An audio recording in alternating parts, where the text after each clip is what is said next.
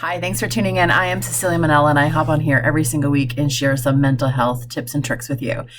This month of May, our theme this month is connection. So therapy is all about connection. So we love to share our ideas and our thoughts about why connection is really important. So there are three reasons why you want to have more connection in your life. Now, when we talk about connection, what we mean is being authentically in relationship with another person or a group of people, or being connected with yourself. So that means the opposite of disconnection. It means there's some attunement and some engagement. The first reason is why you want connection in your life is because we're built for it. So we're built for belonging, and we're built to be in relationship with other people. If we weren't, then we wouldn't suffer if we weren't in relationship. So research shows that those that are in connection, so don't experience a lot of isolation, actually live longer. And isolation and loneliness leads to complicated health issues and mental health issues that are outcomes. So things like anxiety and depression, self-harm, to the extreme of suicidality.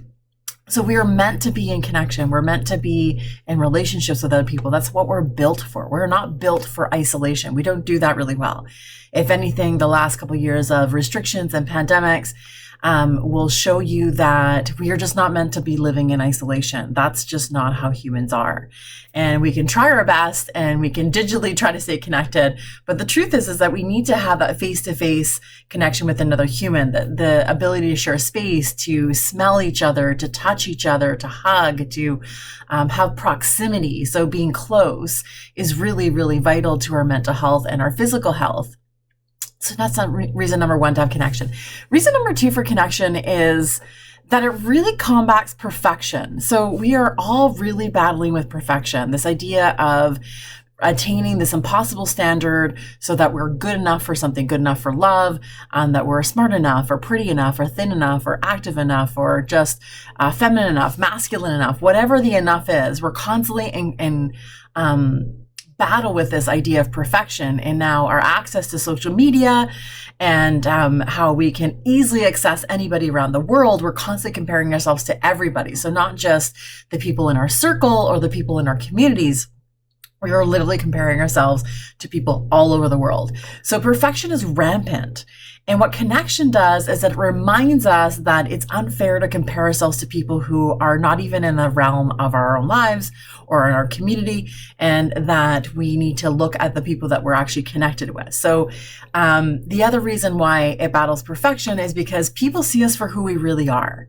So when we allow ourselves to move away from the filters and move away from all these things and are in connection with proximity to another person, is that they see us for our real selves. They see our heart. They see how we show up. They can see our generosity, our compassion, and all the things that make us really special to the people in our lives. And the third reason why you want to focus on connection, and the reason why we do this is focus on connection, is about self-knowledge. It's about self-awareness. If you are disconnected from yourself, you cannot be in connection with other people. So you have to have this relationship with yourself, this connection of knowing who you are, where you stand, your values, your beliefs, your opinions, and that those things are potentially ever changing with more information or exposure to new people or new relationships, knowing your likes and wants and desires and goals. All the things about you require a connection to self, and not in a self-centered kind of narcissistic kind of way, but in a genuine curiosity of who you are. And because who you are is really special and it's really interesting. It's really different than everybody else. And you can't know that part of yourself when you're disconnected from yourself, when you're not attuned to your emotions and to your thoughts. Those are really big pieces about connection to self, is knowing what you're experiencing and why you're experiencing in the way that you're experiencing it, and what meaning that experience actually has to you. And that we can change meaning of circumstances and experiences to change our emotions. But we cannot do that if we're in disconnection from ourselves, if we're not attuned, if we don't know who we are, if we don't know what our values are, if we don't know our wants or desires are, then we are just kind of floundering around trying to do what everybody else is doing instead of doing what we actually want to do for ourselves. So those are 3 reasons why connection is really important. And we are going to spend the entire month sending you content, blogs, and videos about connection to help facilitate connection and relationships with yourself and all the other ways that we have connection in our lives for this entire month of May. So welcome to the month of connection.